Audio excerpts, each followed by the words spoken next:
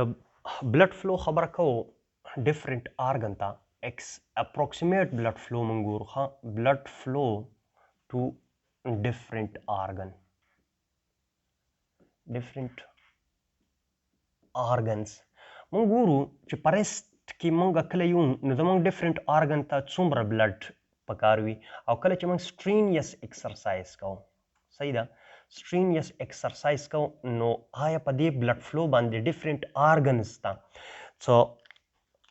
دغه راځي که نه راځي په دې کې څو ویریشنز راځي یا نه راځي که زه تاسو ته دلته دغه جوړ کړم یو ډایګرام فار ایگزامپل دا زمونږ یو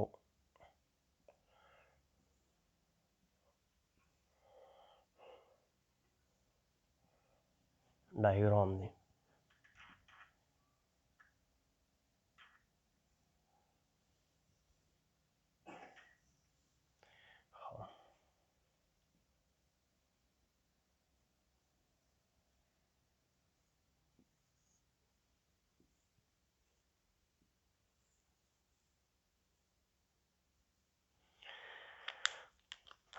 دلته در دی هارت دی هارت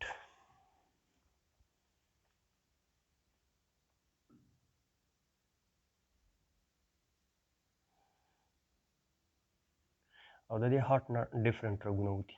د دې نه دماغو ته رګونه تللي دي د دې نه ډیفرنٹ مسلز ته رګونه تللي دي د دې نه کډني ته رګونه راغلي کډني به په هغه باندې جوړه کړم بلیک دلته به ویسرل آرګنز جوړ کړم دا ویسرل آرګنز او دا سکن ده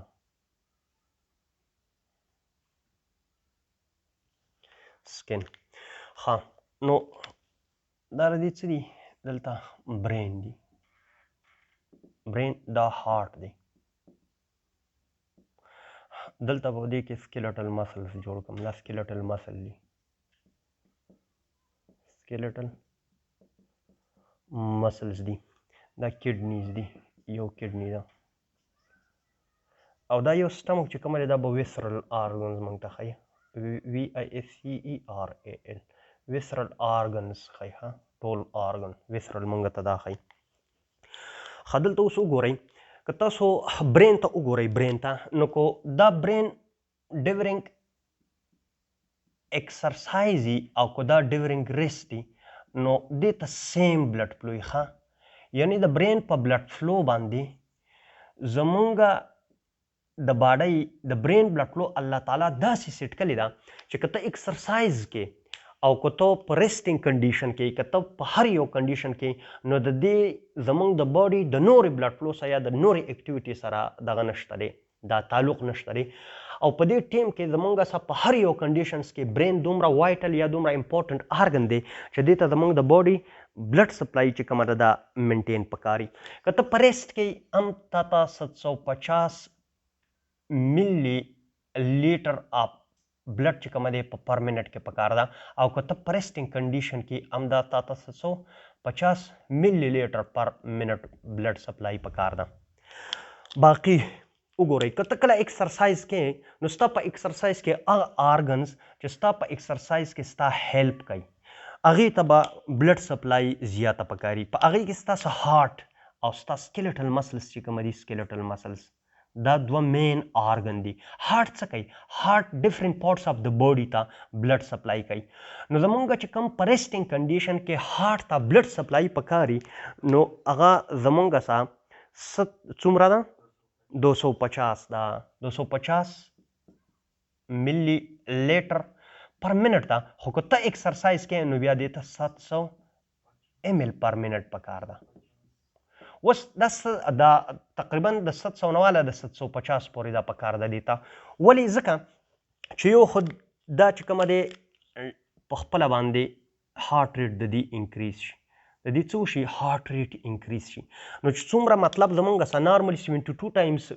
دا بیټ کوي نو دا به 100 to 130 ټایمز کوم دی چې زمونږ سره دا په ایکسرسایز سټرینیس ایکسرسایز کې زموږ څه کوي دا هارت بیټ کوي. نو د دې د وجه نه دې ته د اکسیجن ډیمانډ سیوا کیږي چې میټابولیزم صحیح وشي، ریسپایریشن صحیح وشي او دې ته انرژي ورکړي. سکیلټل مسلز که نارملی تاسو په ریسټ کې استئ نو ستاسو ته به تقریبا 1000 ml پر منټ چې کومه دی بلډ پکاري. ستاسو ټوټل مسل ته یادوم ښه دومره پکاري. خو که ته ایکسرسایز کې نو دا ستاسو تقریبا 12,500 ml پر منټ چې کومه دی دا به تاسو ته. ولې زمونږ دغه چې کومه دی زمونږ په باډي کې چې کله موږ ایکسرسایز کوو نو موږ څه شی یوز کوو؟ موږ مسل یوز کوو. که تاسو دغه ته وګورئ سکن ته نو په نارملی سکن چې کومه دی ستاسو چې کله ایکسرسایز نه کوئ سکن دې ته به زه ولیکم دلته سکن دا سکن دی نو تقریبا نارمل ریسټینګ کنډیشن کې 400 ملی لیټر پر منټ بلډ موږ ته پکاري. خو که موږ ایکسرسایز کوو نو دا زموږ څه تقریبا 1900 ml پر منټ ته د دې دغه چې کومه دی هغه ډیمانډ چې کومه دی انکریز شي.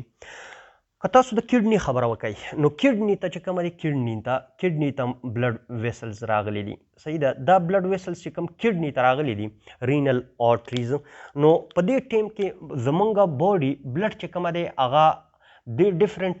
ادر آرګنز ته کوم چې زمونږ هیلپ ورکوي هلته هغې ته ډایورټ شي. نو که ستاسو نارملی د بلډ فلو په ریسټ کې تقریبا 1200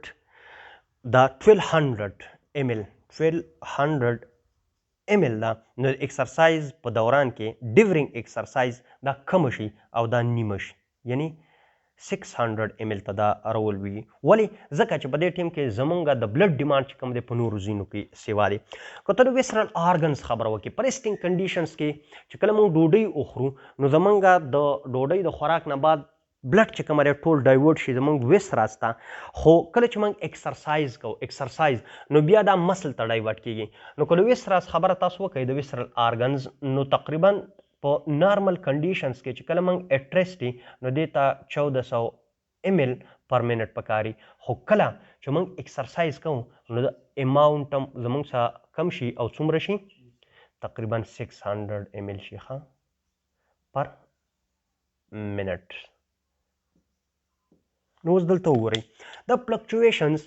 فلکچویشنز د انکریز یا ډیکریز په دې بلډ فلو کې څنګه راځي دا څنګه راځي. اوس وګورئ دلته زموږ څه چې څومره دغه دي دا آرټریز دي بیا آرټریول دي او بیا میټا آرټریول دي. نو دا ما تاسو ته پرون د دې په ډیټیل باندې سټرکچر جوړ کړی و او دا واپس ما بیا کمباین کړي او ریکمباین کړي په دې بل دغه باندې داسې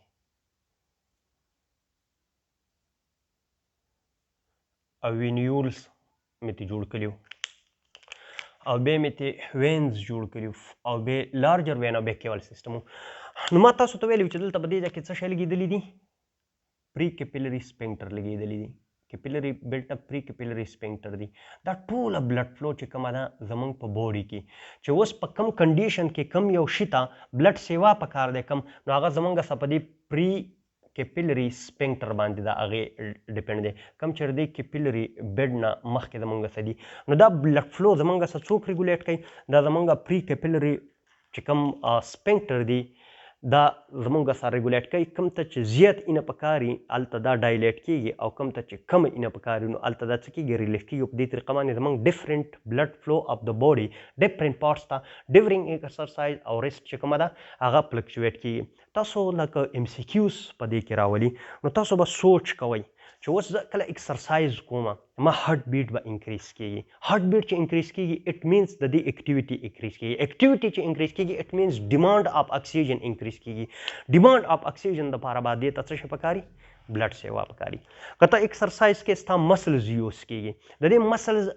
ډیمانډ اف اکسیجن انکریز کیږي. ډیمانډ اف اکسیجن دپاره چې کله انکریز کیږي نو د دې دپاره پکار ده چې څه شی سیوا شي بلډ فلو سیوا شي. که ته د کډنیز خبره وکړې یا د ویسرل آرګنز خبره وکړې نو په ریسټینګ کنډیشنز کې دې ته بلډ سیوا چې فلټریشن وکړي او زمونږ سا چې کوم خوراک مو خوړلی ډایجسټډ فوډ هغه ابزورب کړي. خو ډیورنګ ایکسرسایز هغه چونکې زمونږ په فایټ فلایټ یا پرایډ کې هیلپ نه ورکوي. چې فار ایگزامپل یو سړی سپي پرکلی دی او د هغه په خېټه کې ګوښه پرته ده یا پتون پروت دی او هغه اوس وایي چې ولې زه دا ازموم وروسته به بیا منډه کړمه، نو که دغه